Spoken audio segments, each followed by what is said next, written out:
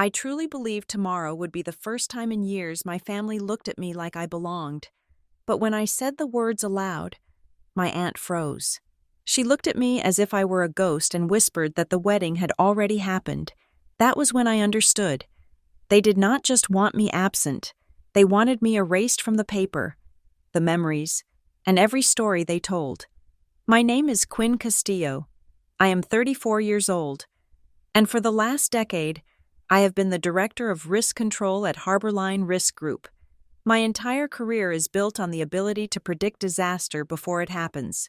I look at spreadsheets, structural reports, and financial forecasts, and I tell powerful people where the cracks in their foundations lie. I am paid to see what others ignore. I am paid to never be blindsided.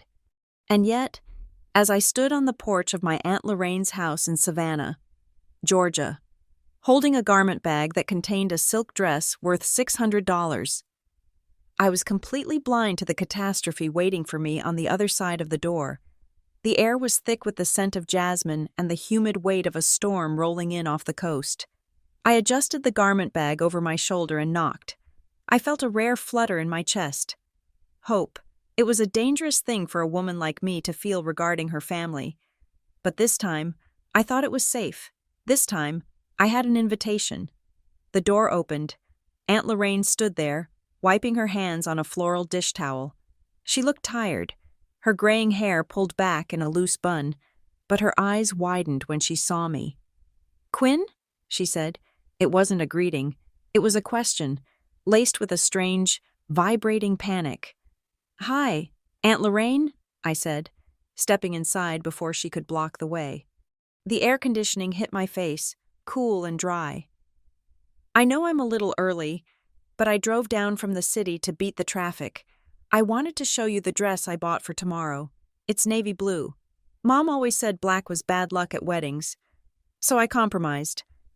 I walked past her into the living room, talking fast, driven by that nervous energy that always seized me when I tried to play the role of the dutiful daughter. "And I got Trevor and Mara that espresso machine they wanted, the one that cost nearly $1,000. I figured if I'm going to be the rich sister, I might as well lean into the stereotype, right?" I laughed. It was a hollow sound that bounced off the walls. Lorraine didn't laugh. She didn't even close the front door. She just stood in the hallway, gripping the dish towel as if she were trying to strangle it. "Quinn?" she whispered. Her voice was trembling. I turned around, unzipping the garment bag slightly to reveal the fabric. "What do you think? Is it too much?" I didn't want to outshine the bridesmaids, obviously, but my words died in my throat. My gaze had drifted to the coffee table. Sitting right in the center, next to a bowl of potpourri, was a large, leather-bound book. It was pristine, heavy, and unmistakably new. Gold lettering was stamped into the cover. "Trevor and Mara." I frowned. That didn't make sense. The wedding was tomorrow. You don't print the album before the wedding. That was physically impossible. I took a step toward the table. "Quinn, don't," Lorraine said. Her voice rose an octave, sharp and desperate. I didn't listen. I reached out and flipped the cover open. The first page was a full-sized, high-resolution photograph of my brother, Trevor, standing under a massive oak tree draped in Spanish moss. He was wearing a tuxedo. Beside him, Mara looked radiant in white lace, holding a bouquet of hydrangeas. The lighting was perfect. The smiles were genuine. I turned the page. There was my mother, Diane, wiping a tear from her cheek as Trevor said his vows. There was my father, Frank, toasting with a glass of champagne. There was the cake, cut and eaten. There was the dance floor, crowded with people I knew, cousins, neighbors, family friends. My brain stalled. I was looking at a memory of an event that hadn't happened yet. It was like a glitch in reality. "I don't understand," I said, my voice sounding very far away. "I can't wait for tomorrow. But how did they take these?" Lorraine moved then. She rushed to my side and put a hand on my arm, her grip tight, shaking. "Quinn, stop," she begged. "Please." I looked up at her. Her face was pale, drained of blood. She looked terrified. Not for me, but of me. Or perhaps of what was breaking inside the room. I stammered. Aunt Lorraine, why are there photos? The wedding is April 19th. That's tomorrow. Lorraine closed her eyes. She took a breath that rattled in her chest. When she opened her eyes again, they were wet. Oh, honey, she stammered. You don't know? The wedding, it was last week. The world stopped. The hum of the refrigerator, the ticking of the clock, the distant sound of a car passing outside. It all vanished into a high-pitched ringing in my ears. Last week? I repeated. April 12th, she whispered. I shook my head. No, that's wrong. My hands were shaking as I reached into my purse. I dug past my wallet, past the keys to my luxury sedan, past the company phone that never stopped buzzing, and pulled out the thick, cream-colored envelope. I tore it open and pulled out the card with the embossed silver calligraphy. I held it up to her face. Look, read it. April 19th, Saturday, 2:00 in the afternoon. Lorraine looked at the card, and tears spilled over her lashes. She didn't argue. She simply walked over to the mantelpiece, picked up an invitation that had been tucked behind a vase, and handed it to me. It was identical to mine. Same font, same paper weight, same silver embossing, except for one line. Saturday, April 12th, 2:00 in the afternoon. I looked from my card to hers. The numbers danced before my eyes. 19th, 12th, 7 days. They hadn't just forgotten to invite me. They hadn't just excluded me. They had gone to a printer. They had paid extra. They had commissioned a single. Specific forgery designed to keep me waiting, to keep me silent, to keep me oblivious until the deed was done. My hand went slack. The crystal photo frame I had been holding, a picture of me and Trevor from when we were kids, which I had picked up without thinking, slipped from my fingers. It hit the hardwood floor. Crash. The sound was violent. It sounded like a bone snapping. Shards of glass skittered across the polished wood, scattering like shrapnel. I stared at the broken glass. I didn't move to pick it up. I couldn't breathe. It felt like a wire inside my chest. One that had been pulled taut for 34 years had finally snapped. It wasn't a mistake, I said. My voice was deadly calm. They sent me the wrong date on purpose. Lorraine sank onto the sofa, burying her face in her hands. I told them not to. I fought with your mother about it for 2 hours on the phone. I told her it was cruel. And what did she say? I asked. Lorraine looked up. Her eyes were red. She said you would ruin the atmosphere. Ruin the atmosphere? She said if you came, you would start asking questions. She said you make everything about numbers. She said you'd ask about the venue costs, or the catering bill, or the house. Lorraine's voice dropped to a whisper.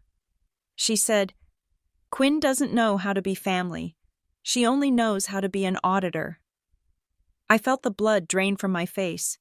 I thought about the last 10 years, the checks I wrote, the tuition I covered, the loans that never came back.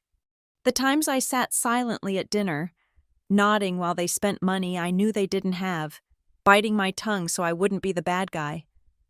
I had bought this dress. I had bought a $1,000 espresso machine. I had taken 2 days off work, rescheduling a meeting with a client worth $5 million, just to be here. I had driven 4 hours thinking, finally, I am just a sister. Finally, I am just a daughter. But I wasn't. I was never the guest. I was the bank. And you don't invite the bank to the party. You just send the bank a statement. I looked down at the wedding album on the table. It was open to a group shot. Everyone was there. My cousins from Atlanta, the neighbors from down the street, even the dog. There was no gap where I should have been. No empty chair. No space left for the missing sister. The composition was perfect. They had arranged the family portrait so that the ranks were closed tight. They hadn't just uninvited me. They had curated a reality where I did not exist. A coldness spread through my veins, displacing the shock. It was a familiar feeling. It was the feeling I got right before I denied a high-risk claim. It was the absolute clarity of seeing the data for what it was, not what I wanted it to be. Quinn? Lorraine asked, her voice trembling. "What are you going to do?" I looked at the shattered glass on the floor. I looked at the fake invitation in my hand. A piece of paper that proved my own mother and father had spent time and money to execute a fraud against their own child. I didn't scream. I didn't cry. I slowly placed my fake invitation on the table, right next to the real one. "I'm going to go see them," I said. "They're at the house on the island," Lorraine warned. "Quinn, please, don't go down there while you're angry. Just go back to the city. Let it go." I looked at my aunt. I loved her, but I saw her now for what she was, an accomplice. A witness who had stayed silent while the crime was committed. "I'm not angry, Aunt Lorraine," I said, picking up my purse. I wasn't lying. Anger is hot. Anger is messy. What I felt was something much worse. I felt efficient. I walked to the door, stepping over the broken glass of the photo frame. I didn't look back at the album. I didn't need to see the pictures. I had the only picture I needed now. They wanted a life without Quinn Castillo? Fine. I would show them exactly what that cost. I drove away from Aunt Lorraine's house with the silence of a funeral procession, even though I was the only one in the car. The road to the highway was lined with ancient oaks and Spanish moss that looked like torn gray rags hanging in the humid air. I did not turn on the radio. I did not call anyone. I just drove, my hands gripping the steering wheel at 10 and 2, exactly as I had been taught, exactly as I did everything in my life. For as long as I could remember, my family had operated on a simple, unspoken feudal system. Trevor was the golden child, the sun around which our domestic galaxy spun.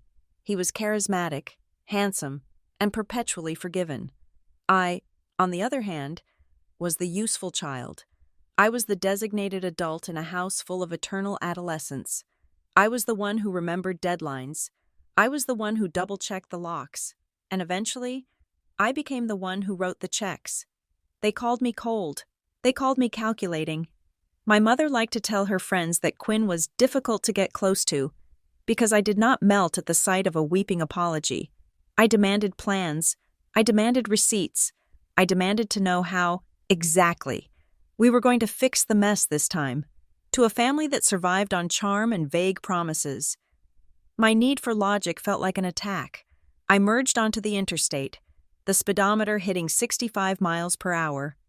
My mind drifted back 3 years, to the incident that had cemented my role as the family bank. It was the summer the vacation home in Bluffton, South Carolina, almost went under. The house was a sprawling, white-columned beauty right on the river, the kind of place that signaled old money and effortless grace. The problem was, my parents did not have old money. They had debt. They had ignored the property taxes for 4 consecutive years, and they had taken out a secondary loan against the equity to fund one of Trevor's failed business ventures, a craft brewery that never brewed a single pint.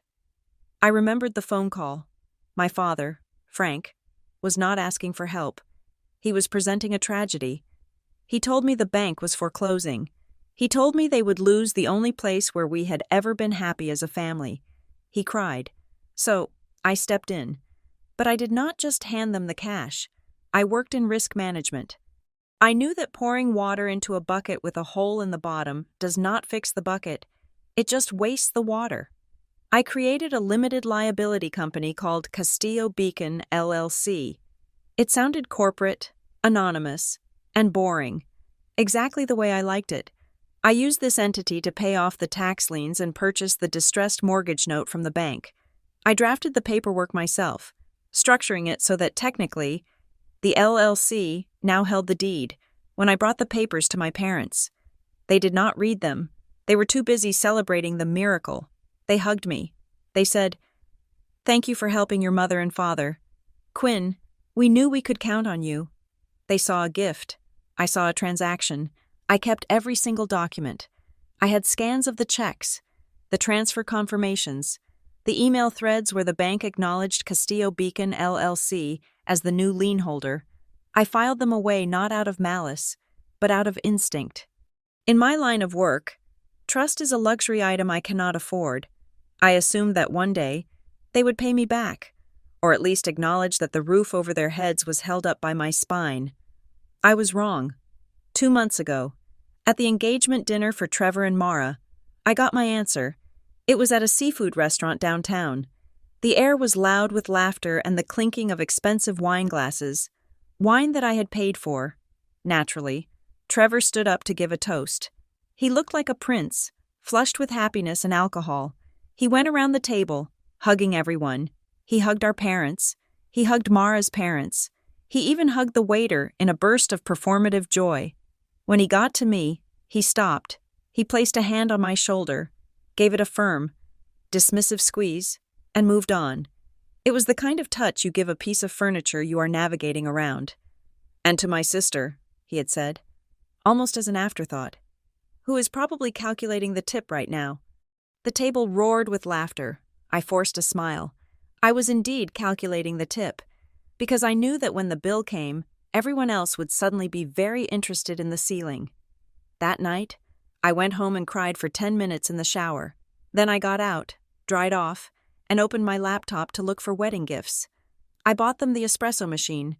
I booked a hotel suite near the venue. I requested 3 days of vacation time, assuring my boss that I would be available by email for emergencies. I even practiced my congratulations speech in the mirror so that I would sound warm, so that no one could accuse me of being jealous or stiff. I did everything right. I twisted myself into knots trying to be the sister they wanted, hoping that if I just paid enough, smiled enough, and stayed quiet enough, I would finally earn my seat at the table. And all the while, Aunt Lorraine had been the only one to look at me with pity. "Just let it go, Quinn," she would say whenever I pointed out that Trevor had borrowed $5,000 and never mentioned it again. "You know how he is.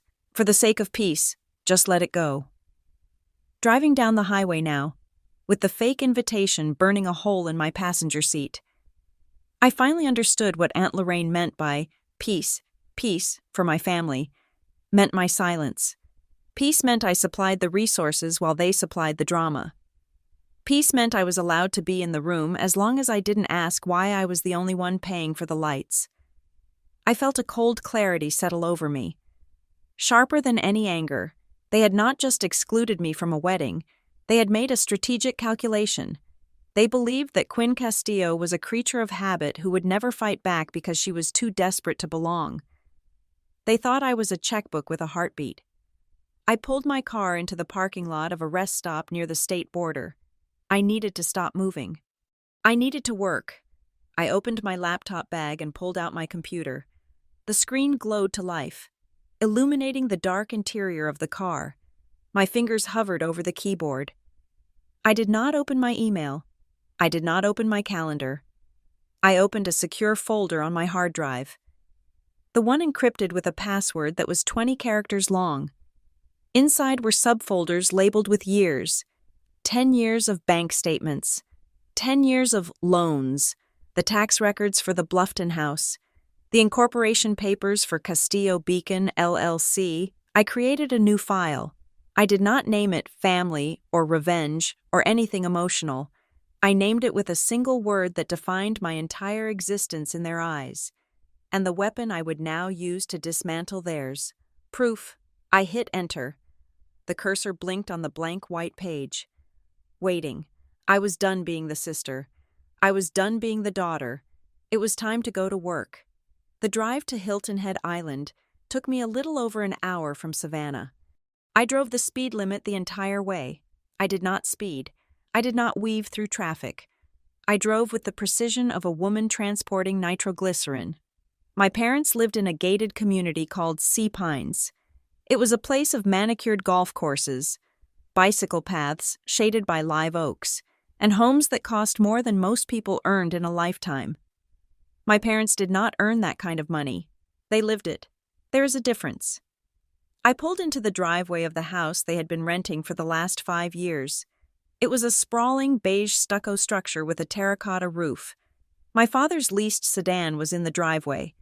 Trevor's convertible, a car he had bought 6 months ago with money he claimed was an angel investment, was parked right behind it. I turned off the engine. The silence inside my car was heavy, like the air before a tornado touches down. I walked up the front path. I didn't ring the doorbell. I had a key. I had paid for the security system installation 3 years ago after my mother became paranoid about burglaries. So naturally, I had a key. As I reached for the handle, I heard them. The living room window was open to let in the sea breeze. Laughter drifted out. It was warm, raucous laughter, the sound of champagne corks popping. God, look at this one. Trevor's voice floated through the screen. I look like a movie star.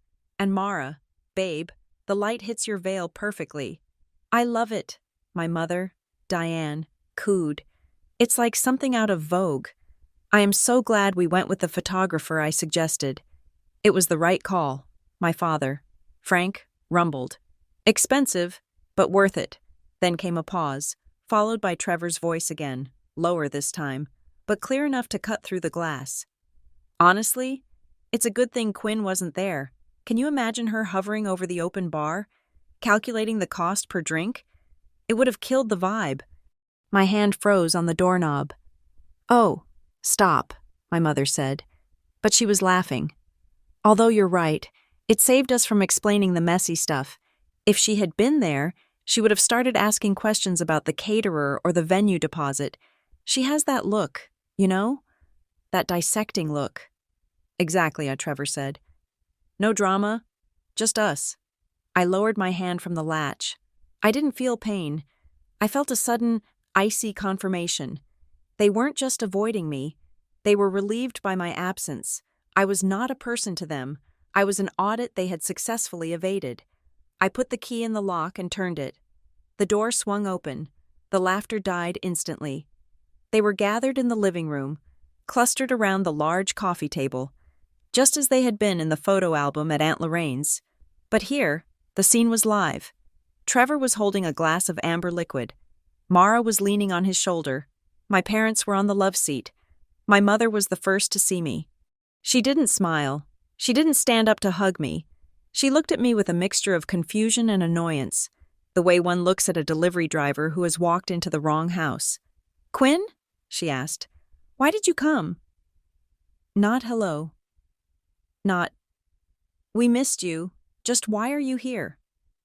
I walked into the center of the room. I didn't put down my purse. I stood there, a dark blot on their pastel celebration. "I came for the wedding," I said.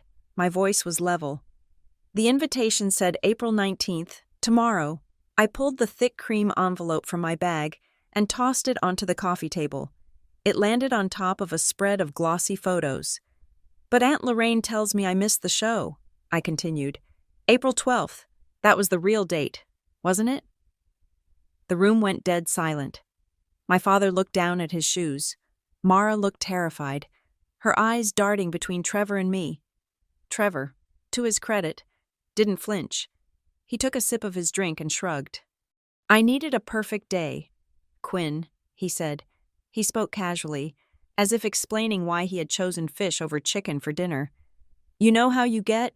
You're intense. You make everything heavy." "Heavy?" I repeated. "Yeah, heavy," Trevor said. "You walk into a room and the temperature drops 10 degrees. You're always judging. Can we afford this? Is this necessary? I didn't want that energy at my wedding. I wanted people who were happy for me, not people who were auditing me." I looked at my mother. "And you agreed with this? You sent me a fake invitation?" Diane sighed, smoothing the fabric of her dress. "It wasn't fake, Quinn. It was a diversion. We were going to have a separate dinner with you later, a family thing. It would have been nicer for you. Really, you hate crowds." "I hate crowds because I usually end up paying for them," I said. "See?" Trevor pointed his glass at me. "That, right there. That is exactly why you weren't invited. You think money buys you the right to control us. I think money buys you the roof over your head," I said, turning to look at the ceiling beams of the house. "Speaking of which, how is the vacation home in Bluffton? The one you all love so much. The one you told everyone has been in the family for generations." My father cleared his throat. It was a weak, wet sound. "Now, Quinn," Frank said. "Don't start." "Don't start?" I turned my gaze on him. 3 years ago, you called me weeping because the bank was going to take that house. You owed $40,000 in back taxes. You had a lien on the property. Who fixed that? Dad? He didn't answer. I asked you a question, I said. Who fixed it? You did, he mumbled. And who pays the property taxes every year? I asked. Who paid for the roof repair last autumn when the hurricane hit? Who wired $15,000 to Trevor last year when his angel investors pulled out? Quinn, my mother interrupted, her voice sharp. You are successful. You have a good job. Helping your family is normal. It is what decent children do. You don't see Trevor throwing it in our faces that he brings joy to this family. I stared at her. He brings joy. I bring checks. Is that the division of labor? You're twisting it, Diane said, shaking her head. You always twist things to make yourself the victim. We are proud of you, Quinn, but you are transactional. You think love is a ledger. Trevor laughed. It was a short, barking sound. He stood up, walking over to where I stood. He was tall, handsome, and completely hollow. Face it, Quinn, he said, looking down at me. You're great at your job. You're a machine, but that's all you are. You're good with papers and numbers and risk assessments. But do you ever create anything real? Do you have any passion? Or are you just the person who cleans up after the people who actually live life? The words hit me in the chest. Do you ever create anything real? For a second, I couldn't breathe. I looked at Trevor. I looked at the suit he was wearing, paid for by a loan I had co-signed. I looked at the engagement ring on Mara's finger. Paid for, I suspected, with money he had borrowed from the joint account I shared with our parents for emergencies. I looked at my mother, who was looking at me with distinct distaste. I realized then that they didn't hate me. Hate requires passion. They simply used me. I was a utility. I was electricity. I was running water. You don't thank the electricity for turning on the lights. You only curse it when it goes out. I was not a daughter. I was not a sister. I was a backup account. I was an overdraft protection plan named Quinn. Something inside me clicked into place. It was the final tumbler of a lock engaging. The hurt vanished, replaced by the cool hum of professional detachment. You're right, Trevor, I said softly. He blinked, surprised by my agreement. I am? Yes, I said. I am very good with papers. I am very good with numbers. That is my reality. I reached into my bag again. This time, I didn't pull out an invitation. I pulled out a plain manila file folder. It was thin, containing only a few sheets of paper, but it was heavier than anything else in the room. I placed it gently on the coffee table, right on top of the wedding album, covering the photo of their smiling, fraudulent faces. Since I'm only good with papers, I said, my voice devoid of any emotion. Let's talk with real papers. My mother frowned. What is that? That, I said, is the beginning of the audit you were so afraid of. I smoothed the cover of the folder. Trevor said I don't create anything real, I said, looking him dead in the eye. I'm about to create a very real problem for all of you. I reached into the folder and fanned the documents out across the coffee table, like a dealer laying down a winning hand of poker. The paper made a sharp, swishing sound that cut through the silence of the room. Let us look at the history of this family, I said. My voice was steady, devoid of the trembling that used to plague me when I confronted them. Item 1, October 14th, 2 years ago, $12,400 paid to Miller Roofing for the storm damage repair on the Bluffton house. You told everyone insurance covered it.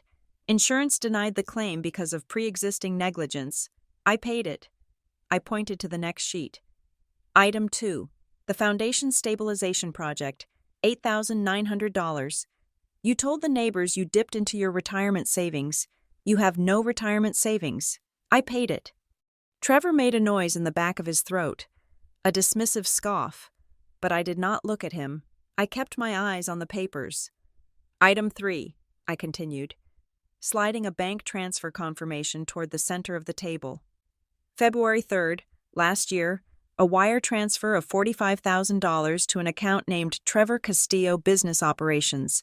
This was for the bar you wanted to open in downtown Savannah, the Velvet Lounge. Remember that?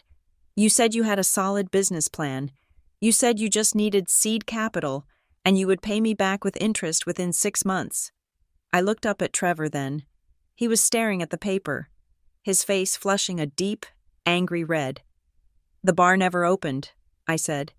You spent the money on a lease you broke, a designer you fired, and a trip to Cabo with your friends to scout locations. I never saw a dime back. I wrote it off on my taxes as a bad debt, a loss, just like every other investment I have made in you.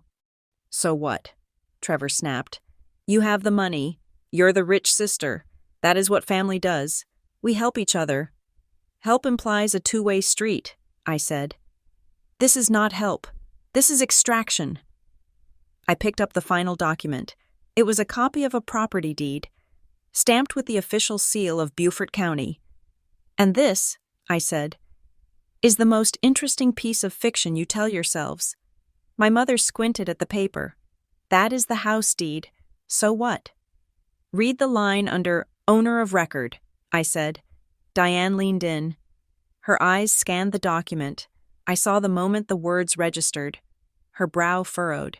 She looked up at me, confused. Castillo Beacon, LLC, she read aloud. What is that? That is a limited liability company, I explained. It is a legal entity used to hold assets. And do you know who is the sole managing member of Castillo Beacon, LLC? I didn't wait for an answer. I am, I said. My mother's face went white. She looked from the paper to me, and then to my father. Frank? What is she talking about? It is our house. We bought it 20 years ago. You bought it, I corrected her. And then you almost lost it, 3 years ago. When the bank was days away from auctioning it off on the courthouse steps, I stepped in. I paid off the arrears. I paid off the penalties. And in exchange, the bank transferred the title to my company. You signed the papers. Mom, you and Dad both sat at the kitchen table and signed the quitclaim deed. We signed a lot of papers that day, Diane shouted. Her voice was shrill, cracking with panic. You said it was just paperwork. You said it was a technicality to get the bank off our backs. We thought we were just signing temporarily. Temporarily? I asked. I let the word hang in the air. There is no such thing as signing temporarily in contract law. Mother, there is only signing. When you put your name on a deed transfer, it is not a suggestion. It is a transfer of ownership. You do not own that house. You haven't owned it for 3 years. You are guests living there by the grace of my patience. The silence that followed was absolute. It was the silence of a vacuum, sucking the oxygen out of the room. Then, Trevor moved. He lunged across the table, his hand snatching at the deed. Give me that! He grabbed the paper and crumpled it in his fist, ripping it in half with a violent, tearing sound. He threw the pieces on the floor and glared at me, his chest heaving. There, he yelled. It is gone. Are you happy now? You think you can just come in here and steal our house with a piece of paper? I didn't move. I didn't flinch.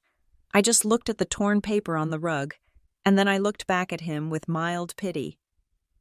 Trevor, I said softly, I work in risk management. Do you honestly think I would bring the original documents to a room full of desperate people? I tapped the empty folder. Those are photocopies.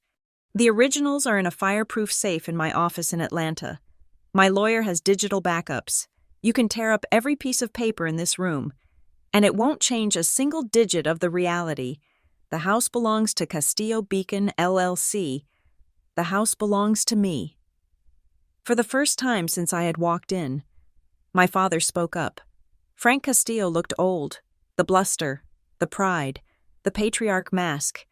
It had all slipped, revealing a tired, frightened man. Quinn, he said. His voice was hoarse. What are you doing?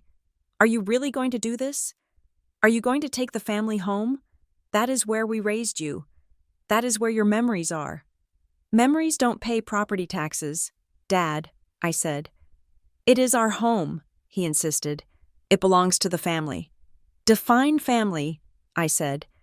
Because from where I am standing, family seems to mean a group of people who decided to erase me from their life while living on my payroll. You ask whose house it is? Let me tell you how the real world works. The house belongs to the person who pays the insurance. The house belongs to the person who fixed the foundation when it was sinking. The house belongs to the person who carries the risk. I stood up. I felt lighter than I had in years. It does not belong to the people who tell the prettiest stories about it, I added. My mother began to cry. It was her go-to defense mechanism, a weaponized sorrow she had used to control us for decades. How can you be so cruel? She sobbed. We gave you life. We raised you. We sacrificed everything for you children. And now, because of one mistake, one little wedding mix-up, you want to destroy us? You are ungrateful. Quinn, you have a stone where your heart should be. I watched her cry. I watched the tears track through her expensive foundation. A week ago, those tears would have crushed me. A week ago, I would have apologized. I would have written a check just to make her stop. But today, I felt nothing. I am not ungrateful, I said. I am accurate, and I am done paying for a subscription to a family that canceled me. I picked up my purse. I left the folder on the table. I left the torn pieces of the deed on the floor. Where are you going? Trevor demanded. We aren't done here. I am, I said. I am going back to Atlanta. I have work tomorrow. I walked to the door. My hand was on the knob when I turned back one last time. From this point forward, do not call my personal number, I said. Do not email me. Do not come to my office. You will receive a communication from a woman named Paige Rourke. She is my attorney. Any questions you have about the house, or the loans, or the future, you can direct to her. You can't do this, my mother screamed. We are your parents. I know, I said. And that is the only reason I am not calling the police for fraud regarding the other matter. Yet, I opened the door and walked out into the bright, blinding sunshine of Hilton Head. I did not slam the door. I closed it firmly, with a solid, definitive click. I walked to my car, got in, and locked the doors. I checked my mirrors. I put the car in reverse. I did not cry. I did not scream. I felt a strange, vibrating exhaustion, like a machine that had been running in the red for too long and had finally been switched off to cool down. I had severed the limb to save the body. It was a calculated loss. It was the only way to survive. I drove toward the bridge that would take me off the island, leaving the fantasy behind, and heading back to the only thing that had never lied to me, the system. I was 40 minutes outside of Hilton Head, driving through the darkening marshlands where the cell service was spotty. When my phone buzzed against the center console, it was a single. Cheerful chime, the kind of sound that usually signaled a coupon for coffee or a reminder about a dentist appointment. I glanced down. It was an email notification from a major national bank. Subject: confirmation of your request to refinance credit line ending in 429. I frowned. I did not have a credit line ending in 429. I did not have any accounts with that specific bank. My finances were consolidated, streamlined, and monitored with the paranoia of a woman who assesses institutional risk for a living. I pulled the car onto the shoulder of the highway, gravel crunching under my tires. I put the hazard lights on. The red blinking rhythm filled the car interior. I opened the email. Dear Ms. Castillo, thank you for contacting us regarding the restructuring of your unsecured personal line of credit. As discussed, the limit has been increased to $50,000. $50,000. My stomach turned over. It wasn't the nausea of sickness. It was the nausea of vertigo. The world was tilting. I opened my laptop, tethering it to my phone's hotspot. My fingers flew across the keyboard. I logged into the credit monitoring service I used for work. I bypassed the summary screen and went straight to the detailed report. There it was. Opened 6 months ago. An unsecured personal line of credit. The current balance was $48,000 and change. The payment history showed minimum payments made on time for 5 months. I clicked on the Account Details tab. Billing address: 142 Osprey Circle, Hilton Head Island, South Carolina. My parents' house. I sat there in the silence of the roadside, staring at the screen. They hadn't just used me for the wedding. They hadn't just tricked me into paying for the venue or the dress. They had been running a parallel financial life using my name for half a year. I navigated to the Documents section of the bank's portal, guessing the security questions based on the answers my mother would know. Mother's maiden name? Easy. Name of first pet? Easy. High school mascot? Easy. The PDF of the original application downloaded. I opened it. The font was standard. The information was accurate. My social security number, my date of birth, my previous address, and then, at the bottom, the signature, Quinn Castillo. I stopped breathing. It wasn't a shaky forgery. It wasn't a scribbled approximation. It was my signature. The loop of the Q was perfect. The sharp slant of the double L's was exact. It was the signature I used on official contracts. It was the signature I had spent years refining. Someone had practiced this. Someone had sat down with a pen and a piece of paper and traced my name over and over again until they could replicate the muscle memory of my hand. A cold sweat broke out on the back of my neck. This wasn't impulsive. This was architectural. I picked up my phone. I didn't call my parents. I didn't call Trevor. I dialed the fraud department of the bank. "This is the fraud detection unit," a computerized voice said. I waited for a human. When a representative named Sarah came on the line, I spoke with the flat, hard cadence of a recording. "My name is Quinn Castillo. I am currently reviewing my credit report. I have discovered a line of credit opened in my name that I did not authorize. I am initiating a fraud claim. I am recording this call for legal purposes, in accordance with the one-party consent laws of the state of Georgia where I reside." "I understand." "Ms. Castillo," Sarah said, her voice shifting instantly to professional alert. "Do you have the account number?" "I do," I said. "I want the account frozen immediately. I want the IP addresses of all logins for the last 6 months logged and sent to my attorney. I want a copy of the original wet signature application sent to the forensic unit." "We can certainly freeze the account," Sarah said. "But for a full investigation, we will need a police report." "You will have it within the hour," I said. I hung up. My hand was shaking, not from fear, but from rage. Pure, distilled rage. Then the phone rang again. It was Aunt Lorraine. I stared at the screen. Part of me wanted to ignore it. Part of me wanted to throw the phone into the marsh.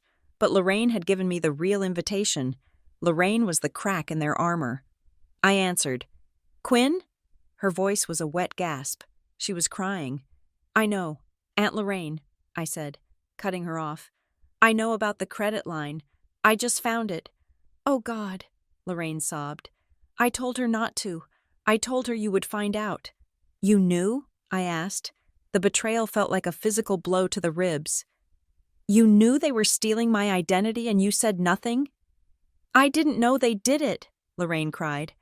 "I just saw the file, last Thanksgiving. I was looking for a recipe in Diane's desk, and I saw a folder with your name on it. It had old checks of yours. It had copies of your passport. It had pages and pages of practice signatures. I asked Diane what it was, and she laughed. She said it was just in case of emergencies. She said since you were so stingy. Sometimes a mother has to do what is best for the family." "Best for the family," I repeated. I thought she was joking. "Quinn, I swear, I didn't think she would actually use it." "Lorraine," I said, "I work in risk management. My entire career is based on my reputation for integrity. If I am flagged for financial fraud, if I have a default on my record, I lose my license. I lose my clearance. I lose my job." Lorraine fell silent. I don't think she had ever considered that.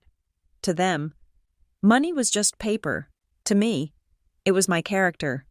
They weren't just spending $50,000. They were planting a bomb in the foundation of my life. I am so sorry, Lorraine whispered. I have to go, I said. I hung up. A text message popped up at the top of my screen. It was from Trevor. You are overreacting. Mom is hysterical. Just come back and we can talk about this. The house is family property. Quinn, give it back and I will talk to Dad about working out a payment plan for the other stuff. Don't blow this up. I read the text twice. Give it back. Working out a payment plan. He still thought this was a negotiation. He still thought we were playing by the old rules. Where I got angry, they guilt-tripped me, and I eventually wrote a check to make the awkwardness go away. He didn't realize that the person who played by those rules had died the moment I saw that signature. I typed a reply. My thumbs hit the glass screen with deliberate force. Do not use the word return for something I bought, and do not worry about a payment plan. The law will arrange one for you. I hit send. Then I opened my contacts and found the number for a woman named Paige Rourke. She was the toughest litigator I knew.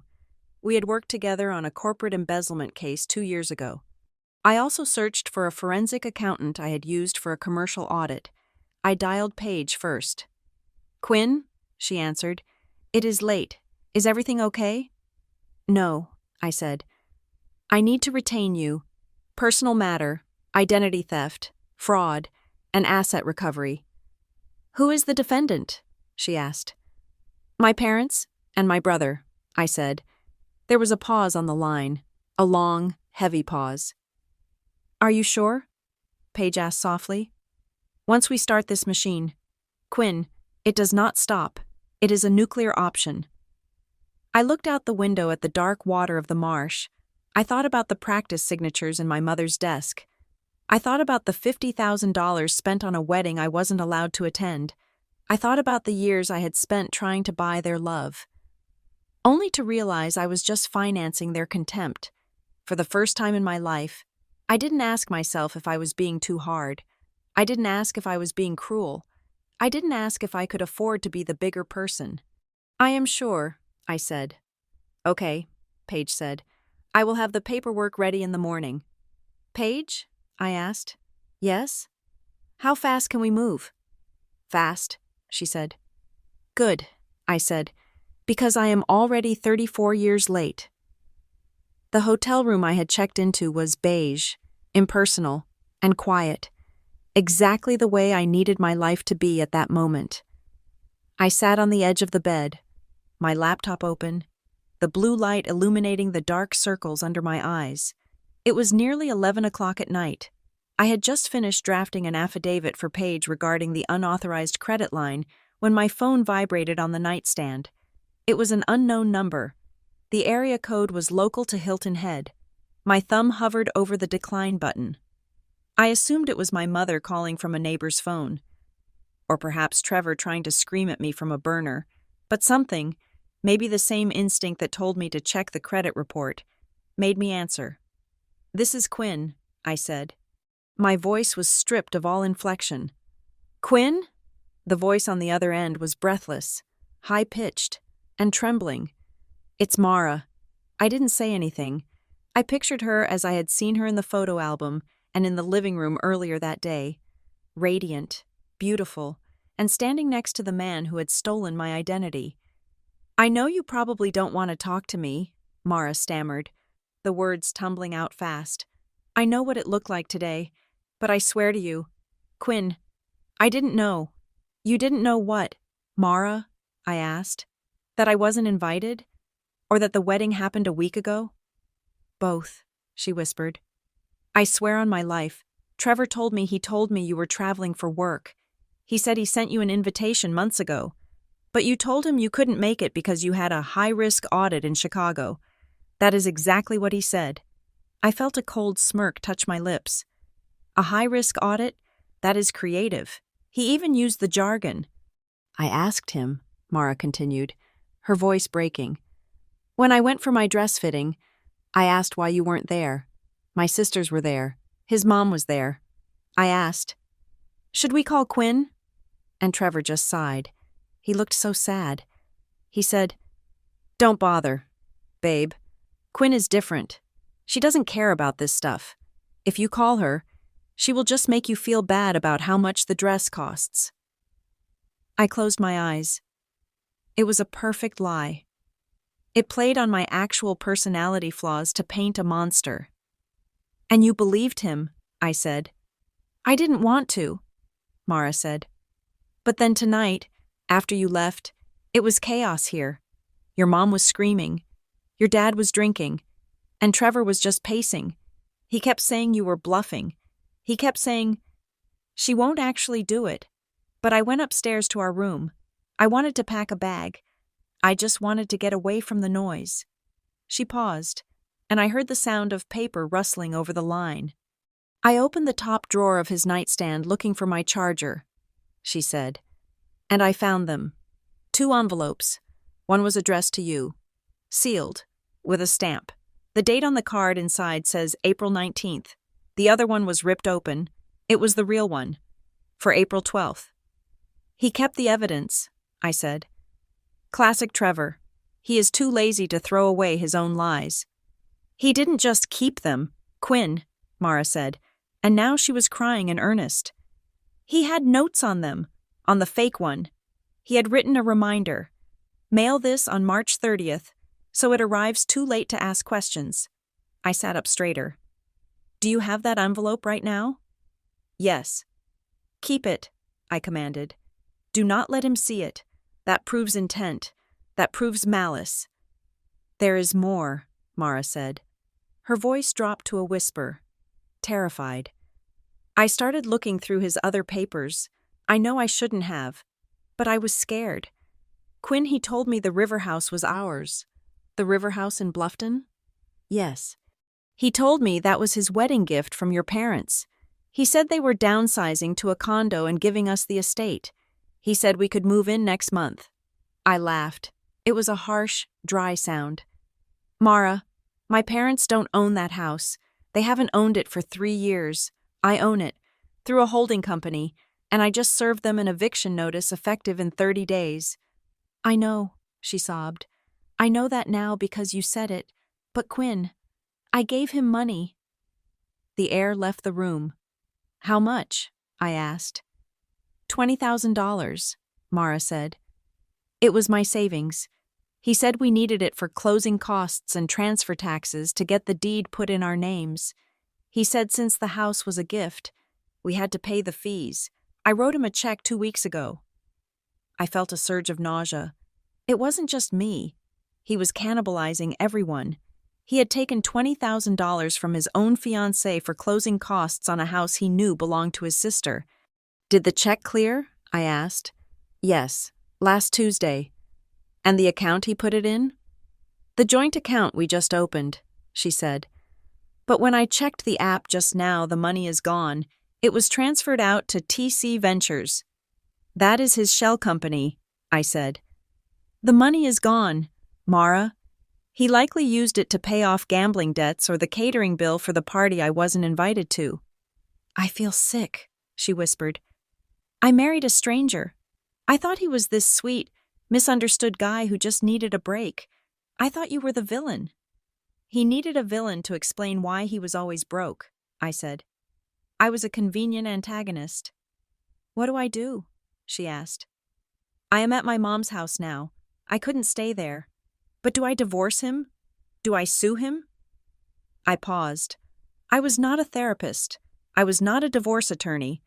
But Mara was currently the only person inside the fortress who had a map. That is up to you, I said. But I will tell you this. The house is not his. It will never be his. I am taking it back. And I am filing criminal charges for identity theft regarding a credit line he opened in my name. If you stay with him, you are staying with a felon. Identity theft? Mara gasped. $50,000, I said, using my social security number. Oh my God, she breathed. Then, silence. A long, calculating silence. Quinn, she said finally. Her voice was different now. The trembling was gone, replaced by a hard, brittle edge. He has a laptop, an old one he keeps in the closet. He thinks I don't know the password. But I do. It is Mara Forever, 2026. Okay, I said, waiting. He has a folder on the desktop called Finances, she said. But inside, there are subfolders. One of them is named Quinn. I saw it once over his shoulder, but he closed it fast. Can you get into that laptop? I have it with me, she said. I took it when I grabbed my bag. I don't know why. I didn't want him to have it.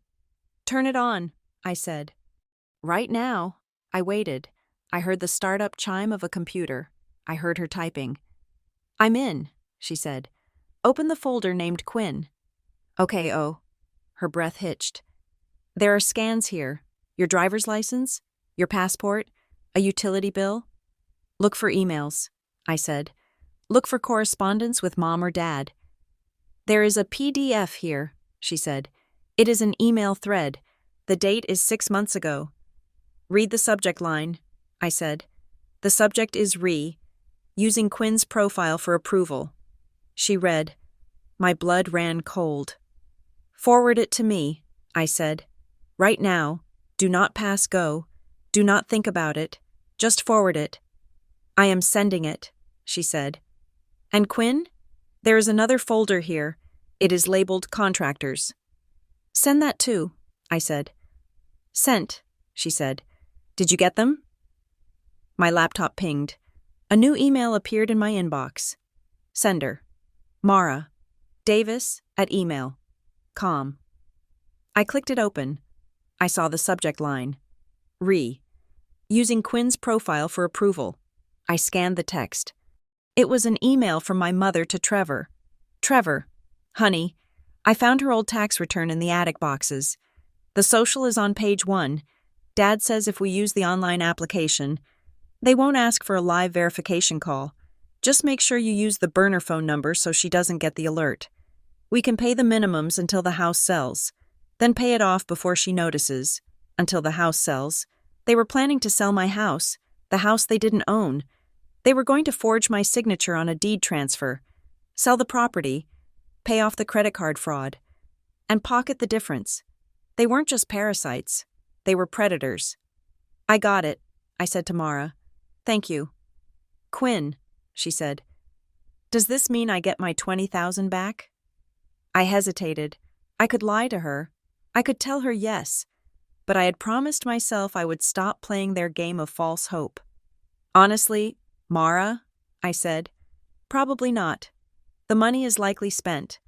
But if you give me everything on that hard drive, I can include you as a victim in the fraud case. It might help you get a judgment against him in the divorce. Okay, she said. I'll do it. I want to burn him down. Welcome to the team, I said. I hung up the phone. I looked at the email on my screen. Until the house sells. I picked up my phone and dialed Paige. My attorney. It was midnight. I didn't care. Quinn? She answered, sounding groggy. Wake up. Paige, I said. I have the smoking gun, and I need to file an emergency injunction on the property title first thing in the morning. They are trying to sell it. Send it over, Paige said, her voice instantly sharp. I hit forward. I looked at the digital clock on the bedside table. It was 12:01. It was officially April 19th, my brother's wedding day. Happy wedding day, Trevor, I whispered to the empty room. I got you a lawsuit. The morning sun hit the glass facade of the Harborline Risk Group building in downtown Atlanta with a blinding intensity. I sat in my corner office on the 34th floor, surrounded by the familiar comforts of my trade. 3 monitors hummed with actuarial tables. The air conditioner maintained a constant, sterile 68 degrees. Here, in this glass tower, chaos was something to be quantified, managed, and insured against. But down in the lobby, chaos was waiting for a visitor pass. My receptionist buzzed me at 9 o'clock sharp. Ms. Castillo, she said. There is a woman here to see you, a Ms. Lorraine Miller. She says she is your aunt. She does not have an appointment. I stared at the phone. Aunt Lorraine had never come to my office. She was terrified of city driving. Send her up, I said. When the elevator doors opened, Lorraine looked smaller than I remembered. She was wearing her Sunday church coat, clutching a battered brown leather briefcase to her chest like a shield. Her eyes were red-rimmed, darting around the sleek, modern office like a trapped bird. I stood up and walked around my desk. Aunt Lorraine, she didn't hug me. She walked straight to the guest chair and sat down, placing the briefcase on her lap. Her hands were trembling so hard the brass buckles rattled. "I didn't want to come," she whispered, "but after we talked last night I couldn't sleep." "Do you want water?" I asked. "I want you to have this," she said. She pushed the briefcase across the mahogany desk toward me. The leather was cracked and smelled of mildew and old perfume, the scent of my mother's home office. "What is it?" "It is your mother's leverage file," Lorraine said. "She thinks she lost it years ago. She thinks the movers stole it when they downsized. But I took it. I took it 5 years ago when I saw what she was putting in it." I looked at the bag. "Leverage?" "Open it," Lorraine said. "She keeps everything. Quinn, she says information is better than money because you can spend it more than once." I undid the buckles. The leather groaned. Inside, it wasn't just a few papers. It was a dense brick of documentation, emails printed out on draft paper, text message screenshots, bank statements, handwritten notes on legal pads. I reached in and pulled out a stack of papers from the top. They were emails between my mother and father. Dated 6 months ago, I began to read. The subject line was "Logistics for the Big Day." Diane, "We need to finalize the catering count. 80 guests for the real ceremony on the 12th. Just family and the important friends." Frank, "What about Quinn? Did you send the invite?" Diane, "I am printing a separate one for her. For the 19th. We'll mail it late. If she comes on the 12th, she will see the new car. She will see the champagne. She will start asking about the house payments and the debt consolidation loan. You know how she gets. She ruins the mood with her math. Better to let her show up when the party is over." I felt a cold sensation in my stomach, like swallowing ice. They hadn't just panicked and lied. They had discussed my exclusion with the same casual pragmatism as choosing a napkin color. I was not a family member to be missed. I was a risk factor to be mitigated. I turned the page. Here was an email from 3 years ago. Subject: The bank loan. Frank, "The loan officer is asking for Quinn's signature on the co-signer agreement. She hasn't replied to the email." Diane, "Don't worry about it. Just trace it from the Christmas card she sent. If the bank calls, tell them she is traveling and gave verbal authorization. She always agrees in the end anyway. She is too busy to check the fine print. Just get it done so the funds clear by Friday. She always agrees in the end anyway." I stared at the words. That was their thesis statement on my life. They banked on my fatigue. They banked on the fact that I would always choose to pay rather than fight. They had weaponized my own compliance against me. I dug deeper into the bag. There were carbon copies of checks I had never written. There were medical bills for surgeries my father supposedly had, which I had paid for. But the dates on the insurance claims didn't match the dates on the invoices. They had doctored the dates to get double reimbursement, once from the insurance and once from me. Then, I found a document near the bottom. It was a quitclaim deed for a piece of land in Georgia that my grandmother had left to all 3 of us: me, Trevor, and the parents. The document showed that I had signed over my share to Trevor 4 years ago. I had never signed such a thing, but there, on the witness line, was a signature I recognized: Lorraine Miller. I looked up. Lorraine was weeping silently, tears tracking through the powder on her cheeks. "You witnessed this," I said. It wasn't a question. "I didn't know what it was," she sobbed. "Diane put it in front of me at Sunday dinner. She said, 'Lorraine, just sign here. It is just some paperwork for the county to clear up the property lines.' I didn't read it. Quinn, I trusted her. She is my sister." "It wasn't property lines," I said, my voice flat. "It was theft. You witnessed a theft." "I know," she said. "I found out a year later when Trevor sold the land and bought that sports car. I asked Diane about it, and she laughed. She said, 'Quinn doesn't need the money. She has plenty. Trevor needs a win.'" Lorraine reached across the desk and grabbed my hand. Her skin was cold and dry. "I am a coward. Quinn, I have been a coward for 60 years. I saw them using you. I saw them mocking you behind your back while spending your money. And I said nothing because I didn't want to be the one they turned on. I didn't want to be the outsider. She squeezed my hand hard. But when I saw that fake invitation, when I saw you standing in my living room with that dress, it broke something in me. I can't do it anymore. I looked at her. I looked at the pile of evidence that proved my entire relationship with my family was a long con. I didn't pull my hand away, but I didn't offer comfort either. I was in work mode now. I don't want your apology, Aunt Lorraine, I said. I want your testimony. She blinked, surprised. What? I am going to sue them, I said. Not just for the house, for everything. Fraud, embezzlement, identity theft, unjust enrichment. And this bag? This bag is the ammunition. I tapped the document with her signature on it. But this piece of paper implicates you. You signed as a witness to a forged deed. If I take this to court, you could be charged as an accomplice. Lorraine took a shaky breath. She sat up straighter. I don't care. You could go to jail, Lorraine, or at least face a heavy fine. I don't care, she repeated. I am tired of the secrets. I am tired of looking at you and feeling sick. If they sue you, if they say you are lying, I will stand up. I will tell the judge exactly what Diane told me.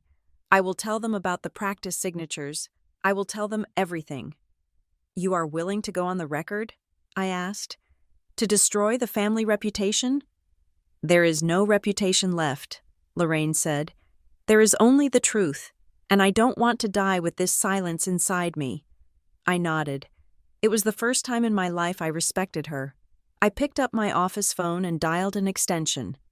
Send Miles in, I said, 2 minutes later. Miles Kavanaugh walked in. Miles was a forensic accountant who usually worked on corporate mergers and organized crime cases. He was a man who saw the world in binary code, black and red ink. What do we have? Miles asked, eyeing the briefcase. A decade of evidence, I said. I need you to digitize everything. I want a timeline. I want every signature scanned and analyzed against my verified exemplars. I want the metadata on these emails traced to confirm the sender IP addresses. I want you to reconstruct the flow of funds from every check mentioned in these notes. Miles put on a pair of latex gloves. He picked up the logistics for the big day email.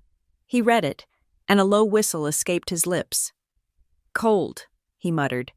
They planned the fraud like they were planning a picnic. Yes, I said. They did. For the next 3 hours, my office turned into a war room. Miles set up a scanner. We taped a timeline to the glass wall. 2016, 2018, 2020. With every document, a pattern emerged. It wasn't just desperate people making bad choices. It was a systematic extraction of wealth. They treated me like a renewable resource. At noon, my lawyer, Paige Rourke, arrived. She looked at the timeline. She looked at the witness statement Lorraine was writing out in longhand in the corner. She looked at the email regarding the credit line fraud. Paige turned to me. Her face was grim. Quinn, she said, I came here thinking we were filing a civil suit for a property dispute. And now? I asked. Paige gestured to the wall, to the emails where my mother discussed forging my name, to the notes where my father calculated how much they could squeeze out of me before I noticed. This isn't a family dispute, Paige said. Her voice was cold as steel. This is a criminal enterprise. These people didn't just borrow from you, they groomed you. They farmed you. She picked up the quitclaim deed. This is a pattern of behavior, she said.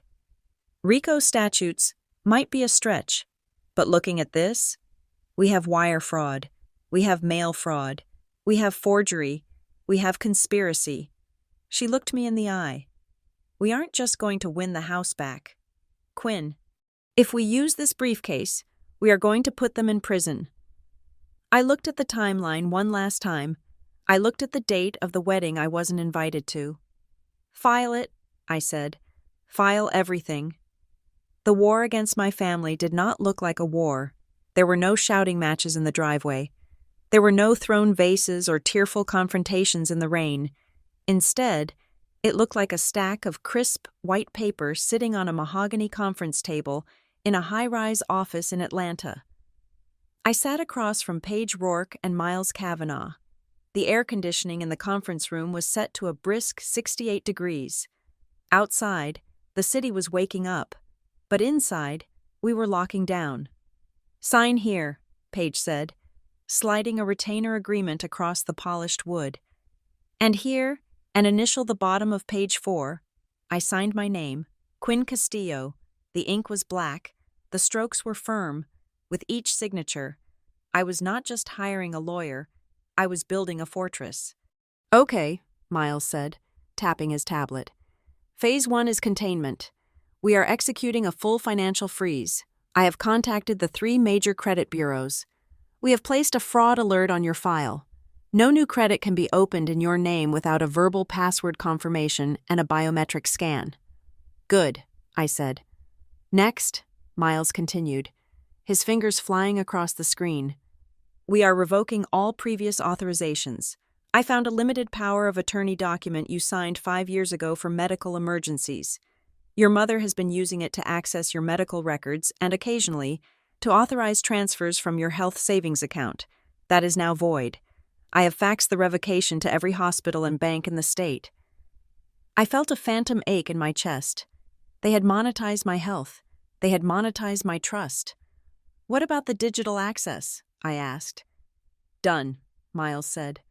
"I have reset the passwords for your email, your bank accounts, your investment portfolio, and your retirement fund. I have implemented hardware-based 2-factor authentication. Unless they have this physical security key," he held up a small silver USB drive, "they cannot get in. I don't care if they guess your mother's maiden name. I don't care if they know the name of your first pet. They are locked out." I watched the screen as he worked. It was like watching a drawbridge being raised. "Now," Paige said, opening a thick binder, "let us talk about the offensive strategy. We are filing a civil complaint for the recovery of assets, specifically the unauthorized credit line usage. But before we get to court, we need to manage their reaction, because they will react." "They already are," I said. I pulled out my phone. It was silent, but the notification light was blinking a frantic red. I had 43 missed calls since 8 o'clock this morning. My mother, my father, cousins I hadn't spoken to in a decade. Even my high school chemistry teacher had sent me a Facebook message asking why I was abandoning my parents in their time of need. "They are mobilizing the flying monkeys," Paige noted dryly. "This is standard for narcissistic family systems. When they lose control, they try to regain it through social pressure." "She came to my office yesterday," I said. "My mother, she tried to get past security. She told the guard she had a heart condition and needed to see her daughter before she died." Paige looked up, her eyes sharp. "Did she get in?" "No. The guard followed protocol, but she stood in the lobby for 20 minutes crying and telling anyone who would listen that I was an ungrateful child who stole her house." "Good," Paige said. "She didn't mean it was good for my soul. She meant it was good for the case. We are going to log that. We are creating a file called harassment pattern. Every call, every text, every unsolicited visit. We do not respond. We do not argue. We document. If they scream, we record the decibels." She slid a piece of paper toward me. "From this moment on, Quinn, you are mute. You do not speak to them. If they call, you let it go to voicemail. If they text, you screenshot it and send it to me. If they show up at your door, you do not open it. You call the police." "The police?" I asked. "For my parents?" "For trespassers," Paige corrected. "They lost the title of parents when they committed felony identity theft. Now, they are just defendants." The reality of it settled over me. It was cold, but it was solid. I finally had a wall to put my back against. 2 hours later, the first real test of our defenses arrived. I was at my desk reviewing a risk assessment for a shipping client when my office line rang. It was the head of building security. "Ms. Castillo," he said. his voice tight. "We have a situation in the lobby. A Mr. Trevor Castillo is here. He is agitated." I closed my eyes. "Is he asking for a pass?" "He is screaming, ma'am. He is shouting that you stole his inheritance. He is demanding to see you regarding a property dispute. He tried to bypass the turnstiles." "Do not let him up," I said. "Call the police, and make sure the cameras are recording. They are always recording. Ms. Castillo." I hung up. My heart was hammering against my ribs, a primitive rhythm of fear that I had lived with for 34 years. But then I looked at the binder Paige had left on my desk. Harassment pattern. I picked up the phone and dialed Paige. "He is here," I said. "Trevor, he is making a scene in the lobby." "Perfect," Paige said. "Let him scream. Is security handling it?" "Yes." "I want the incident report," Paige said. "I want the security footage, and I want the statement from the guard. Trevor just made a fatal tactical error. He turned a private family dispute into a public disturbance." 30 minutes later, I received the video file.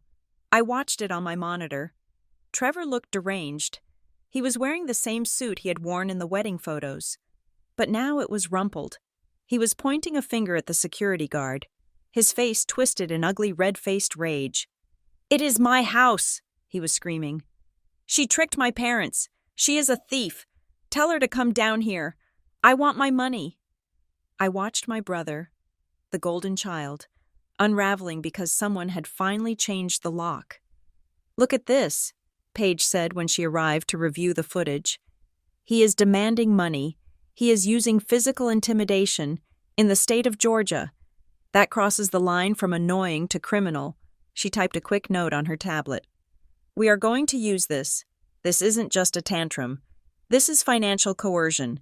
He is attempting to use fear to extract assets. We are filing for a temporary restraining order. Today." "And the house?" I asked. "We are sending the formal notice to quit immediately," Paige said. 30 days. That is the legal requirement. They have 30 days to vacate the premises or sign a lease agreement that acknowledges Castillo Beacon LLC as the sole owner, along with a repayment plan for the back taxes. "They will never sign," I said. "They think they own it." "Then in 30 days, the sheriff will escort them out," Paige said. "It is not a negotiation. Quinn, it is a procedure." That afternoon, the courier was dispatched. I imagined the scene. My father answering the door, expecting a package or an apology, instead, receiving a thick envelope from Rourke and Associates. Inside, no emotional letter, no, "I'm sorry it came to this." Just a legal notification stating that the occupants of 142 Osprey Circle were unlawful tenants and had 30 days to vacate. But the final blow didn't come from me. It came from the bank. Around 4 o'clock. Miles knocked on my door. He looked grimly satisfied. "I just got off the phone with the fraud department at the National Bank," he said. "The one where the $50,000 credit line was opened. And they finished their preliminary investigation. They traced the IP address used to sign the electronic loan agreement. It resolves to a residential modem in Hilton Head." "My parents' house," I said. "Correct," Miles said. "But it gets better. They cross-referenced the device ID. The loan was signed on a laptop that has also been used to log into your father's personal checking account at the same bank." "They caught them," I whispered. "They didn't just catch them," Miles said. "They flagged them. The bank is preparing to file a suspicious activity report with the federal authorities. This is no longer just a civil matter between you and your family. The bank is a victim of fraud, and banks do not have feelings. Banks do not have guilt. Banks prosecute." I swiveled my chair to look out the window. The Atlanta skyline was sharp and clear. For years. I had been afraid of what would happen if I stopped paying. I thought the sky would fall. I thought my world would collapse if I wasn't the load-bearing pillar holding up their dysfunction. But the sky was still there. The building was still standing. "Paige is filing the motion for the restraining order now," Miles said, "based on the lobby incident and the fraudulent credit activity. The judge will likely grant it ex parte.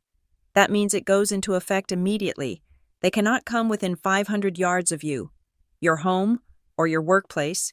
If they do, they go to jail." "Okay," I said. "You are safe, Quinn," Miles said gently. "The system is working." That night, I went home to my apartment. I didn't check my email. I didn't check my voicemail.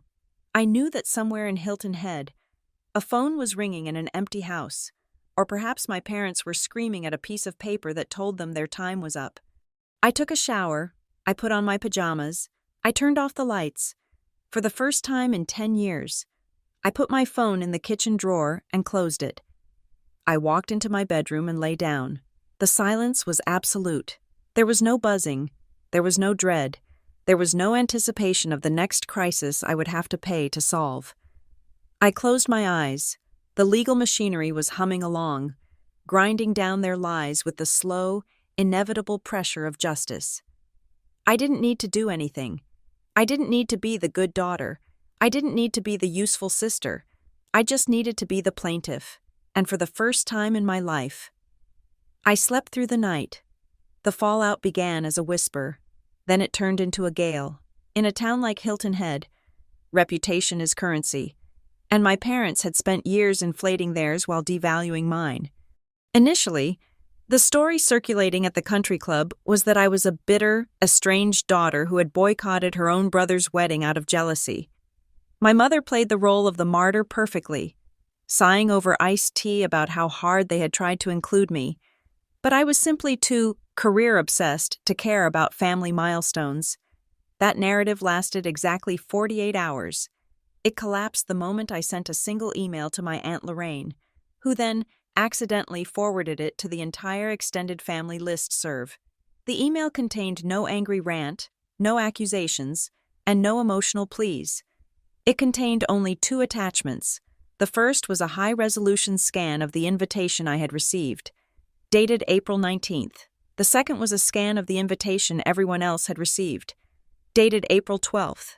The silence that followed was deafening. Cousin Sarah, who had posted a long Facebook status about cherishing family while you can, in a veiled swipe at me, deleted it.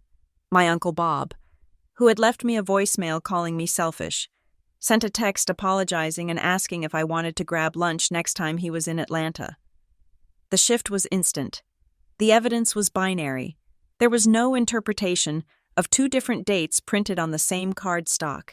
It was proof of a conspiracy, and it made my parents look not just cruel, but calculating, for Trevor.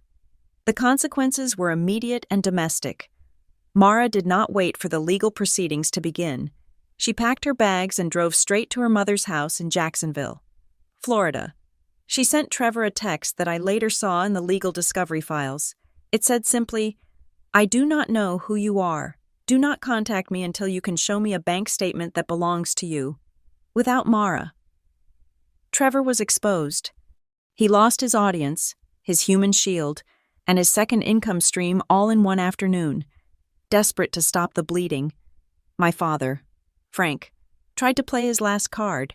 He reached out to Reverend Thomas, a retired pastor and a pillar of the community who had known our family for 30 years. He asked the Reverend to mediate a misunderstanding between a father and his wayward daughter. It was a classic Frank move. Bring in a moral authority to shame me into submission so he could save face without ever admitting fault. I agreed to the meeting, but I did not go to the church, and I did not go alone. We met in a neutral conference room at a mediation center in downtown Savannah. The room was sterile, smelling of lemon polish and stale coffee. My parents sat on one side of the table, looking diminished. My mother wore a pale blue cardigan and clutched a tissue. My father wore his Sunday suit, but it looked loose on him, as if his confidence had been the only thing filling it out. Trevor sat between them, sullen and staring at his phone. Reverend Thomas sat at the head of the table, smiling benevolently. "Now," the Reverend began, his voice like warm syrup. "We are here to heal. Frank tells me there has been some confusion about dates and deeds. But surely, Quinn, as a Christian woman, you understand that family is a bond that cannot be broken by paperwork. The Bible tells us to honor our father and mother." I looked at the Reverend. Then I looked at Paige, my attorney, who was sitting next to me with a laptop open and a court reporter recording every word. With all due respect, Reverend, I said, my voice calm. The Bible also says, "Thou shalt not steal," and it says nothing about honoring identity theft. My mother let out a sharp sob. We didn't steal. We borrowed. We were going to pay it back as soon as the house market turned. Diane, Frank hissed, putting a hand on her arm. No, let her speak, Paige said, looking up from her screen. Mrs. Castillo, you said you were going to pay it back. Are you referring to the mortgage payments on the house Quinn owns, or the credit line you opened in her name? It is all the same pot, Diane cried, her face flushing pink. We are a family. What is mine is hers. We just needed the $50,000 to bridge the gap until Trevor's business took off. We didn't spend it on luxury. We spent it on survival. The room went quiet. Even Trevor looked up, his eyes widening. I leaned forward. 50,000? I asked softly. I never told you the limit on the fraudulent credit line was $50,000. The bank only told me. How did you know the exact amount? Mom? Diane froze. Her mouth opened, then closed. She realized she had just stepped onto a landmine. I guessed, she stammered. I assumed. You didn't assume, I said. You knew because you filled out the application. You knew because you forged my signature. I did not, she insisted, though her voice lacked conviction. I would never sign your name. Paige turned her laptop around so the screen faced my parents. On it was a digital display from the forensic handwriting analysis. This, Paige said, pointing to the screen, is the signature on the credit application submitted 6 months ago, and this, she clicked to the next image, is a permission slip for a high school field trip signed by Quinn Castillo 16 years ago. And this, she clicked a third time, is a tax return form found in your email outbox. Diane, sent to yourself 3 years ago. The overlay showed the signatures matching perfectly, not naturally perfect, but mechanically perfect. The tremors, the pressure points, the exact angle of the Q. Our forensic expert confirmed it, Paige said. You didn't just forge it, you traced it. You kept an old document with Quinn's signature, scanned it, and used image editing software to paste it onto the bank application. That is not an impulse, Mrs. Castillo. That is wire fraud. That is premeditated federal crime. My father put his head in his hands. The Reverend looked from the screen to my parents, his benevolent smile vanishing. He began to gather his Bible and his spectacles. Frank, the Reverend said, his voice cold, you told me this was a misunderstanding about a wedding date. You did not tell me there were criminal accusations. It is a misunderstanding, Frank pleaded. She is twisting it. She is my daughter. She owes us. I owe you nothing, I said. I have paid my dues. I have paid for the roof over your head. I have paid for your reputation. I have paid for your mistakes. And the only thing I got in return was a fake invitation to a party you didn't want me at. I reached into my bag and pulled out a document. It was not a lawsuit. It was a settlement agreement. I slid it across the table. Here's the choice, I said. Option A. You sign this. It states that you acknowledge the debt. It creates a strict repayment plan for the $50,000, deducted automatically from your pension and Social Security. It also states that you will vacate the property in Bluffton within 30 days.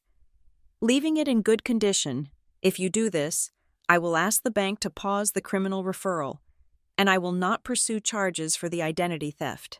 I paused. Option B. You do not sign. We leave this room, and Paige files the civil suit. I hand over the forensic report to the FBI. The bank proceeds with the fraud investigation. You will lose the house anyway, but you will likely spend the next 5 to 10 years in a federal facility for wire fraud and aggravated identity theft. Trevor looked at the document. You would put your own parents in jail? No, Trevor, I said. They put themselves in jail when they stole my identity. I am the one offering them the key to get out." My mother looked at me. Her eyes were searching for the soft, pliable daughter she had known for decades. She was looking for the girl who just wanted to be liked. She was looking for the Quinn who would crumble if you called her cold, but that Quinn was gone. She had been left behind in a living room in Savannah, staring at a wedding album she wasn't in. "Quinn, please," my mother whispered. "Family is everything." "If family is everything," I said, "then you should have treated me like family. Instead of an ATM, I checked my watch. "You have 5 minutes to decide," I said. "The notary is waiting in the lobby." Frank looked at the Reverend, but the Reverend was already walking out the door.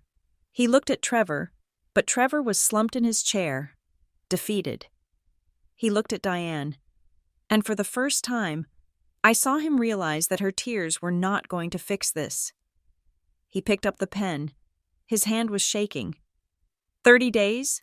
He asked, his voice a ghost of its former boom. 30 days, I said. Not an hour more, he signed. Then he pushed the paper to my mother. She wept as she signed, spilling a tear onto the page right next to her name. It was a dramatic touch, but legally irrelevant. Paige took the document, checked the signatures, and nodded to me. "We are done here," Paige said. I stood up. I didn't say goodbye. I didn't say I loved them. I didn't say I was sorry. Those words belonged to a relationship that existed only in their heads. I walked out of the conference room and into the bright, humid air of the street. I took a deep breath. It smelled of rain and exhaust and freedom. I had lost my family, but for the first time in 34 years, I had found myself.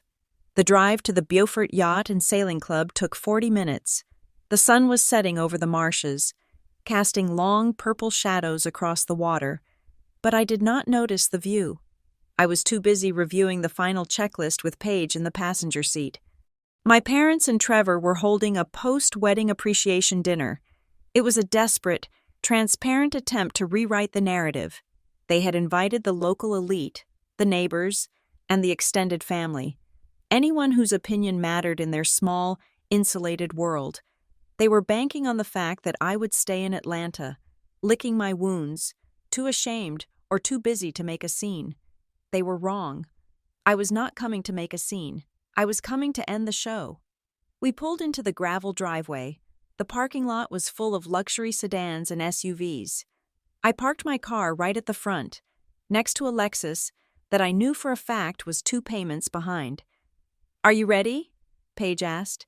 She was holding a thick black leather portfolio. "I have been ready for 34 years, I said. We walked into the clubhouse. The room was bathed in warm, golden light. A jazz band was playing softly in the corner. Waiters circulated with trays of champagne. My mother was standing near the fireplace, holding court in a silver dress, laughing at something the mayor's wife had said. Trevor was at the bar, looking flushed and confident. When I stepped through the double doors, the air pressure in the room seemed to drop. It started with the people nearest the entrance. They stopped talking. Then the silence spread like a ripple across a pond, moving inward until it reached the fireplace. The jazz band faltered and then stopped. My mother turned. Her smile froze. It didn't fade. It just solidified into a mask of terror. "Quinn," she said, her voice shrill in the sudden quiet. "We didn't expect you." "I know," I said. My voice was calm, carrying easily to the back of the room. "You expected me to be invisible, just like you expected me to be on April 12th. Trevor pushed off the bar and stormed over. "What are you doing here, Quinn? This is a private party. You are ruining everything, as usual." "Actually," Paige said, stepping forward. She didn't raise her voice, but her tone cut through Trevor's bluster like a scalpel. "Miss Castillo is here to deliver a legal notification in person, as your previous attempts to evade service have been noted by the court." Paige opened the portfolio. She pulled out a document stamped with the seal of the Beaufort County Sheriff. "This is a notice to quit," Paige announced, handing it to my father. who had just materialized at my mother's side. You have been occupying the property at 142 Osprey Circle without a valid lease. The owner, Castillo Beacon, LLC, is terminating your tenancy effective immediately. You have 30 days to vacate the premises. A gasp went through the room. That is a lie, my mother shouted, looking around at her guests. She is lying. We own that house. We bought it 20 years ago. You sold it 3 years ago to avoid foreclosure, I said, and you have been living there on my charity ever since. Charity? Trevor sneered. You are just jealous. You are jealous that we are happy and you are alone with your money. You are trying to buy control because no one actually likes you. I looked at him. I am not trying to buy control. Trevor, I am trying to stop you from stealing my identity. I signaled to Paige. She pulled out the second document. It was the confirmation letter from the bank's fraud department. This is a formal notice that a federal investigation has been opened regarding a fraudulent credit line of $50,000 taken out in the name of Quinn Castillo, I said. The IP addresses have been traced to your home. The signatures have been analyzed. The bank is no longer asking for repayment. They are building a case for wire fraud. My father went pale. He looked at the paper in Paige's hand as if it were radioactive. Quinn, he whispered. You wouldn't. I didn't, I said. You did. You committed the crime. The bank is just following the law. She is making it up, my mother screamed, her composure cracking completely. She has always been a liar. She is trying to frame us. Who would believe a bitter, ungrateful daughter over her own mother? I would, a voice said from the back of the room. The crowd parted. Aunt Lorraine walked forward. She was shaking, clutching her purse with both hands, but her head was high. Lorraine, my mother asked, what are you doing? I am done, Diane, Lorraine said. She stopped next to me. I am done watching you bleed her dry. Lorraine reached into her purse and pulled out a yellowed piece of paper. This is the original affidavit you made me sign, Lorraine said to the room. The one where you forged the deed transfer, and I have the emails. I have the texts where you laughed about sending the invitation for the wrong date. I gave them all to Quinn's lawyer this morning. My mother looked at her sister. For the first time, I saw the realization hit her. She had no leverage left. The secrets she had hoarded were now weapons in someone else's hands. You traitor, my mother hissed. No, Lorraine said softly. I am just a witness. Trevor looked around the room. He saw the judgment in the eyes of the guests. He saw the mayor's wife backing away. He needed a villain. He needed to turn the crowd back against me. This is insane, Trevor yelled. She brainwashed Lorraine. Quinn is obsessed with ruining my wedding because she can't stand that I found love. She wasn't invited because she is toxic. She is a cold, heartless... Stop it, Trevor. The voice came from the patio doors. Mara stepped into the light. She wasn't wearing a party dress. She was wearing jeans and a t-shirt, and her eyes were red from crying. Trevor blanched. Mara, baby, what are you doing here? I thought you were at your mom's. I was, Mara said. She walked to the center of the room. She didn't look at Trevor. She looked at the crowd. He told me Quinn wasn't invited because she didn't care, Mara said clearly. He told me she was too busy working. But last night, I found the real invitation in his nightstand. He hid it. He and his parents planned it. They wanted her money, but they didn't want her face. The silence in the room was absolute. It was the heavy, suffocating silence of a truth that could not be spun, twisted, or denied. Trevor opened his mouth, but no sound came out. I stepped forward. I didn't scream.